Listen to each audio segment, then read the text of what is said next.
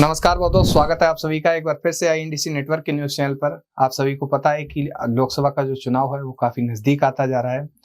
देश में किस तरह के हालात बने हुए हैं, अच्छे भी हैं, गलत भी हैं। इस बीच गायक जो होते हैं, गायक अपने गीतों के माध्यम से बताते हैं कि देश में क्या क्या चल रहा है। बहुत सारे इतिहास होता है, प्रेजेंट टाइम, पास्ट, फ्यूचर, मतलब सब कुछ जो है गीतों के माध्यम से आप लोगों तक पहुंचाते हैं। तो आज हमारे चैनल पर एक खास मेहमान जुड़े हुए हैं। आज एक खास मेहमान हमारे चैनल पर आए हुए हैं। नाम है लोक गायक प्रदीप मौर्य। अमेठी जिले के रहने वाले हैं। चलिए इनसे चर्चा करते हैं लोकसभा चुनाव के बारे में और इनके बारे में जानेंगे कि ये कितनी जल्दी युवा मतलब जो लोगों के दिलों में कैसे लोकप्रिय हो गए, कैसे बस गए लोगों के बीच। तो भैया, बड़े भैया, आपका हमारे चैनल पर बहुत बहुत स्वागत है। बहुत धन्यवाद। मैं प्रदीप मौर्य उत्तर प्रदेश के अमेठी ज़िले से आपका धन्यवाद देता हूं और जो लोग भी देखेंगे उनका भी धन्यवाद देता हूं। चलिए, सबसे पहला सवाल आपसे करना चाहूंगा कि आप इतनी जल्दी लोगों के बीच इतने दिलों में कैसे बस गए। लोगों को टाइम लग जाता है अपनी बात को अपने गीतों के माध्यम से लोगों तक पहुंचने में, लेकिन आपकी जो इतनी जल्दी लोगों में लोकप्रियता बढ़ गई, उसके पीछे का राज जानना चाहेंगे। लोकप्रियता तो कुछ खास इसके बारे में नहीं, लेकिन ये ज़रूर है कि जो हम गीत गाते हैं तो लोगों को लगता है ये हमारी आवाज़ है। मतलब कि यही तो हम कहना चाह रहे थे। मतलब जो चीज़ें हैं जो हमारे परिप्रेक्ष्य में सही नहीं है, उनको हम आवाज़ नहीं उठा पाते उन चीज़ों को, तो उन चीज़ों को गीत के माध्यम से हम आवाज़ उठाते हैं। तो लोगों को लगता है हाँ, ये चीज़ सही है, इन्होंने सही कहा है, तो लोगों को अच्छा लगता है, लोग शेयर करते हैं। तो इस वजह से मे बी पॉसिबल कि इसी वजह से हुआ है, लोग जल्दी हमें जानने लगे हैं या फॉलो करने लगे हैं, जो भी जिस तरीके से भी। और अभी ऐसा नहीं है कि हमको बहुत सारे लोग जानते हैं। जितने लोग जानते हैं उतने से बड़ा अच्छा लगता है कि हाँ, कोई तो है जो हमें जानता है और हम कोशिश करते हैं कि उनकी आवाज़ बने।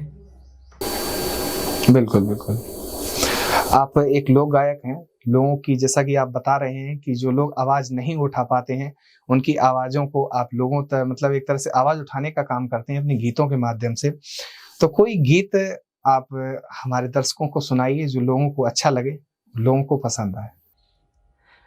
ऐसे कई सारे गीत हैं, कई सारे मुद्दों पर मैंने गीत लिखे हैं। जैसे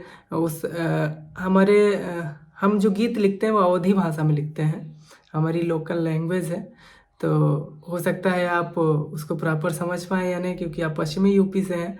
तो जो हम हिंदी गीत लिखे हैं उसको सुना देते हैं पहले, फिर अपने गीतों पर आते हैं। जैसे व्यंग्यात्मक गीत है। आपने कहा कि अभी लोकसभा का चुनाव है, तो उस पर क्या क्या मुद्दे होंगे, क्या क्या जनता को क्या प्रॉफिट मिल रहा है और किस मुद्दे पर वोट करेगी।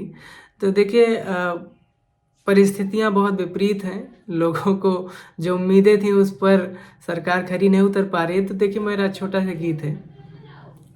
हाल क्या है दिलों का न पूछो चाचा, हाल क्या है दिलों का न पूछो चाचा, आपका जुमला लाना गजब छा गया, हाँ सिलेंडर का मिलना तो फिर ठीक था, हाँ सिलेंडर का मिलना तो फिर ठीक था, गैस महंगी कराना गजब छा गया, हाल क्या है दिलों का ना पूछो चाचा। और आगे देखिएगा। हर नजर उठ रही है तुम्हारी तरफ और तुम्हारी नजर है अडानी तरफ, हर नजर उठ रही है तुम्हारी तरफ और तुम्हारी नजर है अडानी तरफ, प्लेटफॉर्म का बिकना तो फिर ठीक था, प्लेटफॉर्म का बिकना तो फिर ठीक था, रेलवे बिक जाना गजब छा गया, हाल क्या है दिलों का ना पूछो चचा। और सबसे बड़ा जो मुद्दा था, 15 लाख सबके खाते में आएंगे और 2 करोड़ नौकरी। देखिए, उस पर कहना है, रिश्ते नाते में जब हम जाते कहीं, सब पूछे नौकरी मिली कि नहीं, रिश्ते नाते में जब हम जाते कहीं, सब पूछे नौकरी मिली कि नहीं, लेकिन 2 करोड़ नौकरी तो हमें ना मिली, 2 करोड़ नौकरी तो हमें ना मिली, 15 लाख का आना गजब छा गया, हाल क्या है दिलों का ना पूछो चचा। कुछ ऐसे गीत लिखते हैं, लोगों को अच्छा लगता है। तो बड़े बड़े लोग जो पॉलिटिक्स में हैं उनको अच्छा लगता है, विपक्ष के लोग तो वो लोग शेयर भी करते हैं, जो जनसाधारण है वो लोग भी इन गीतों को शेयर करते हैं। उनको लगता है हाँ ये तो बात सही है, ये तो हमारी सरकार के मैनिफेस्टो में था लेकिन सरकार पूरी नहीं कर पाई। ये कहा गया था कि हर साल 2-2 करोड़ नौकरी देंगे, उस हिसाब से तो अभी तक 20 करोड़ नौकरियां मिल जानी चाहिए थी, लेकिन इतने युवा बेरोजगार घूम रहे हैं कि क्या ही कहें। और उस पर भी मैंने व्यंग्यात्मक लिखा था, अभी सुनाएंगे आप कहेंगे तो जी। बिल्कुल, जैसा आप बता रहे हैं कि 2 करोड़ नौकरियां, कि हम भी मतलब क्षेत्र में जाते हैं, लोगों से बातचीत करते हैं, तो मतलब लोगों से कहते हैं कि सरकार क्या क्या अच्छे काम कर रही है, क्या गलत काम कर रही है। तो जैसे ही उनसे पूछते हैं कि सरकार ने क्या क्या काम किए, तो लोग भड़क से होते हैं एकदम एकदम एकदम उनके अंदर से जैसे मानो उन्हें मतलब उनसे कुछ छीन लिया हो लोगों से। मतलब वादे करके सरकार कैसे मुकर जाती है, तो यही आपने एक गीत में बताया है। और 2 करोड़ नौकरियों की बात की थी, और भी कई सारे वादे किए थे जो पूरे नहीं हुए। आप मौर्य समाज से आते हैं, तथागत बुद्ध के वंशज हैं, सम्राट अशोक के वंशज हैं। कोई आपका गीत आपकी भाषा में हो, चाहे हिंदी भाषा में हो, कोई भी भाषा में हो, कोई जो लगे लोगों को अच्छा, कुछ सुनाइए सम्राट अशोक के बारे में या तथागत बुद्ध के बारे में हमारे दर्शकों। देखिए, एक छोटा सा गीत मैंने लिखा था बुद्ध जी के बारे में। बुद्ध जी उनके बचपन के मित्र या सारथी कह लें, चन्ना जी थे। तो उनके साथ जब घूमने निकलते हैं तो लोगों का दुख दर्द देखते हैं, तब उनको पता चलता है कि इस संसार में दुख नाम की चीज़ भी है और दुख का कारण है तो उसका निवारण भी हो, तो बाद में बताया ही उन्होंने। देखिए मैं गीत सुनाता हूँ। चन्ना का साथ लिए बुद्ध गाँव देखें, चन्ना का साथ लिए घर से निकरे तो देखें बुढ़वा, टेढ़ मेढ़ दहिया टूटा दतवा, कांपत शरीर लेह डंडा से टेके, चन्नक साथ लिए बुद्ध गाँव देखें, चन्नक साथ लिए। ये बुद्ध के 4 दृश्य हैं, चारों दृश्य पर मैंने गीत लिखा है। देखिए, पहला दृश्य था कि उन्होंने बूढ़ा देखा। अब दूसरा देखिएगा। बगिया पहुँचे तो देखें रोगी, फूला पेट और बहिया सूखी, सीना धक धक हकर हकर करे, चन्नक साथ लिए बुद्ध गाँव देखें, चन्नक साथ लिए। और तीसरा दृश्य था, आगे रस्ता माँ अर्थी मिली है, 4 जने ले बाकी पीछे चली है, केहू रोवय केहू छाती पीटे, चन्नक साथ लिए बुद्ध गाँव देखें, चन्नक साथ लिए। और चौथा दृश्य था, बैठ सन्यासी करता साधना, छोड़ के भौतिक मानो कामना। यही दृश्य जो था बुद्ध जी को मोहा था, उनको अच्छा लगा था। बैठ सन्यासी करता साधना, छोड़ के भौतिक मानो कामना, यह शुभ दर्शन कुंवर के मन मोह है, चन्नक साथ लिए बुद्ध गाँव देखें, चन्नक साथ लिए। कुछ ऐसा गीत था। अच्छा, बहुत बढ़िया गीत है आपका, और लोगों को पसंद भी आते हैं। बहुत अच्छे गीत लिखते हैं, गाते हैं, लोगों के बीच पहुंचते हैं, जनता का प्यार मिलता है, सपोर्ट मिलता है। आप अपने बारे में कुछ बताएं, जो आपकी कोई जीवन की ऐसी बात जो लोगों तक पहुंचनी चाहिए।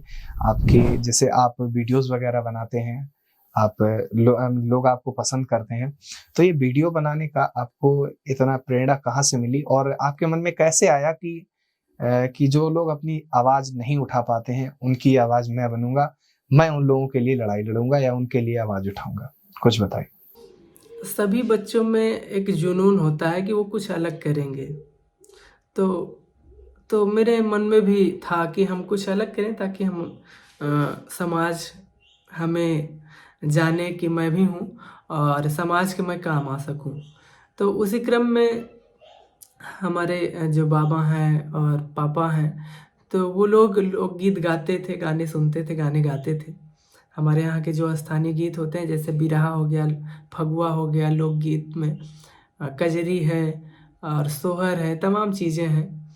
तो वो चीज़ें हमारे बाबा और पापा गाते थे, तो हम भी उन्हीं से प्रेरित होकर के हमने भी गाना सीखा। ये कह सकते हैं कि आनुवांशिक है। तो मैंने सोचा कुछ इसमें एडवांसमेंट करें ताकि थोड़ा-सा समाज हमको थोड़ा-सा अच्छे नज़रिए से देखे कि हाँ, ये गाना तो गाते हैं लेकिन इसके साथ-साथ कुछ अच्छा भी करते हैं।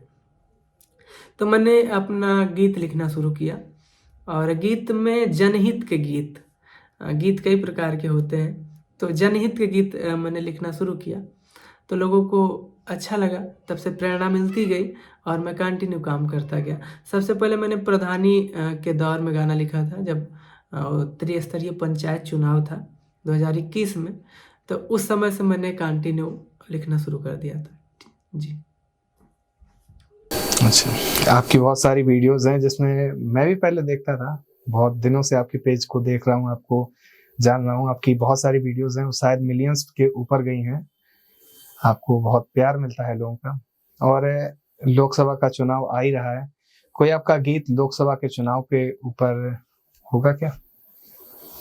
लोकसभा चुनाव के लिए तो तमाम मुद्दे होते हैं जैसे महंगाई, बेरोजगारी और शिक्षा व्यवस्था, उन सब चीज़ों ये जो मुद्दे होते हैं उस पर गीत लिखते हैं हम। तो उसी क्रम में जैसे हम कह सकते हैं कि एक बेरोजगारी मुद्दा है, तो बेरोजगारी पर मैंने गीत लिखा था, अवधी भाषा में है। देखिएगा कि हमारी फसल अभी धान कट गई, अभी अब गेहूँ है खेतों में, तो इस पर मैंने गीत लिखा था कि फिर से धान बेच के फार्म भरब दोबारा हूँ। अभी पेपर होते हैं, पेपर लीक हो जाते हैं। अभी ऐसी ऐसी घटनाएं फिर से एआरओ वाले एग्ज़ाम में सुनाई पड़ रही है, लेकिन सरकार उस पर कुछ खुल करके नहीं बोली है। अभ्यर्थियों ने आरोप लगाया कि हाँ कि पेपर लीक हुआ है, तो पेपर लीक हो जाता है, बच्चे फिर से तैयारी करते हैं, फिर से फॉर्म भरते हैं। तो उसी व्यथा को मैंने गीत के माध्यम से संकलित किया। देखेगा कि पेपर लीक हो जाए फिर भी विद्यार्थी हार नहीं मानता है। कहना है फिर से धान बेच के फार्म भरब दोबारा हो, नौकरी लियब करारा हो ना हो। फिर से धान बेच के फार्म भरब दोबारा हो, नौकरी लियब करारा हो ना हो। कैसे नौकरी हमसे भागी, दिन रात पढ़ब हम जागी। कैसे नौकरी हमसे भागी, दिन रात पढ़ब हम जागी। दिमकवा चौचक राखब, दिमकवा चौचक राखब का खाए के पिस्ता छुहारा हो, नौकरी लियब करारा हो ना। फिर से धान बेच के फार्म भरब दोबारा हो, नौकरी लियब करारा हो ना। कई बार ऐसे गीत हमने लिखा था। कई बार ऐसी घटनाएं आती हैं कि व्यंग्यात्मक रूप में कुछ बच्चे होते हैं, उनके पढ़ते पढ़ते बाल ही झड़ जाते हैं, तो उस पर मैंने लिखा था कि झरत जात यहाँ खोपड़ी के बार धीरे धीरे, झरत जात यहाँ खोपड़ी के बार धीरे धीरे। खत्म होतिया है नौकरी के आस धीरे धीरे, झरत जात यहाँ खोपड़ी के बार धीरे धीरे। तो हमारे साथ अभी सिंगर, लोक गायक बोल सकते हैं, लोक गायक प्रदीप मौर्य जी हमारे साथ जुड़े थे। अमेठी जिले के रहने वाले हैं, उत्तर प्रदेश के, और कितना अच्छा गीत गाते हैं। जो मुद्दे हैं, चुनावी मुद्दे हैं, 2 करोड़ नौकरियों की बात की थी प्रधानमंत्री जी ने, जो वर्तमान सरकार है। युवाओं की बात की थी कि युवाओं को नौकरी मिलेगी, 15-15 लाख आएंगे खाते में, वो नहीं आ पाए हैं। उसी को लेकर लोक गायक किस तरह से आपको गीतों के माध्यम से वो बातें बताते हैं। और हाल ही की बात है, आरओ और एआरओ का एग्जाम जो है वो लीक हो गया, और कई सारे एग्जाम हैं जो लीक हो जाते हैं। उन सभी बातों को किस तरह से एक बोल सकते हैं उसे एकत्रित करके और आपके सामने गीत के माध्यम से प्रस्तुत करते हैं, ये होती है गायक की कला। और आपको प्रदीप मौर्य जी की जो कला है वो कितनी ज्यादा पसंद आई है, और कितनी ज़्यादा अच्छी लगी है, और आप कितने इन्हें रेटिंग देना चाहेंगे 10 में से, नीचे कमेंट करके हमें ज़रूर बताइए। और मिलते हैं किसी नई वीडियो में किसी नए इंटरव्यू के साथ। तो बहुत बहुत धन्यवाद आप सभी का। बने रहिए INDC नेटवर्क के साथ, मिलते हैं खबर के साथ। बहुत बहुत धन्यवाद। INDC नेटवर्क, बदलते भारत के साथ।